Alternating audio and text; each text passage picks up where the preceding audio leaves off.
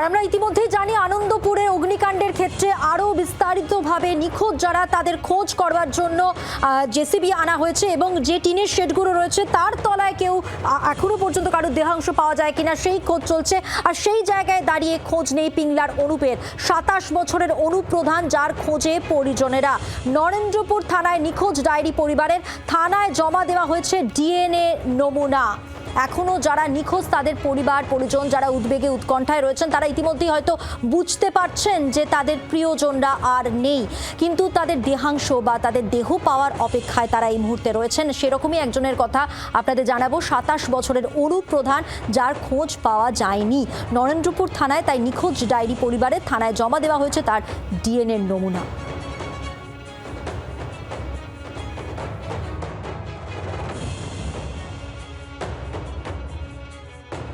পিংলার বাসিন্দা অনুপ প্রধান, বয়স ২৭। এখানে এই যে শুকনো ফুলের গোডাউন রয়েছে, তিনি সেখানেই কাজ করতেন। সেই দিন থেকে আজ পর্যন্ত প্রত্যেক দিন সকালে বাড়ি থেকে উঠে পিংলা থেকে কলকাতায় আসছে এই গোটা পরিবার। এই পরিবারের সদস্যরা ইতিমধ্যে ডিএনএ স্যাম্পলিংয়ের জন্য নমুনা দিয়েছেন, কিন্তু এখনো পর্যন্ত এটা পরিষ্কার নয় যে এই ধ্বংসাবশেষের মধ্যেই কোথাও অনুপ আছে, সে কি নিখোঁজ নাকি শেষ মুহূর্তে বরাত জোরে সে কোনো একটা দিক দিয়ে পালাতে পেরেছে। কারণ এই যে প্লাস্টিক ফুলের গুদাম, এর ঠিক পেছনেই রয়েছে একটা খাটাল।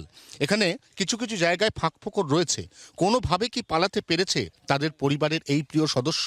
আপনাদের কি আশা, এই যে ফাঁকফোকরগুলো রয়েছে এখান দিয়ে কি কোনোভাবে বেরোতে পারে অনুপ?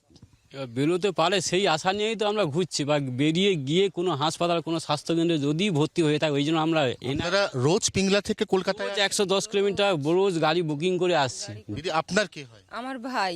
আপনার ভাই? আপন ভাই? আপনই ভাই, একটি মাত্র ভাই। কোন থাকতো, আমরা থাকতো আমাদের বাড়ি পশ্চিম মেদিনীপুর পিংলা থানা, কিন্তু ভাই এত দূরে এসে প্রাণ হারালো। এইভাবে যে ভাইকে হারিয়ে ফেলবো আমরা কোনোদিনও স্বপ্নে ভাবি। আপনারা ধরেই নিচ্ছেন ভাই আর বেঁচে নেই? কি করে বুঝবো, যা অবস্থা দেখছি হয়তো ভাই বেরিয়ে যেতেও পারে, আবার নাও যেতে পারে। আমরাও কিন্তু শিওর না, ভগবান যা রেখেছে তাই হয়েছে। এই আশা আশঙ্কার দোলাচলে এই মুহূর্তে অনুপ প্রধানের পরিবার তারা দাঁড়িয়ে রয়েছেন যেখানে অগ্নিকাণ্ড, যেখানে এই গোডাউন বা কারখানায় ঢোকার মূল গেট, তার একেবারে পেছনের দিকে যে মাঠ, সেই মাঠ লাগোয়া যে খাটাল, এই খাটালের পাশের গেটে তারা দাঁড়িয়ে রয়েছেন।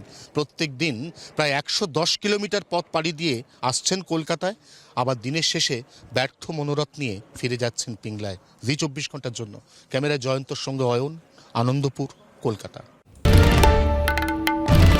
বাংলার আওয়াজ, বাঙালির আবেগ, জি 24 ঘন্টা।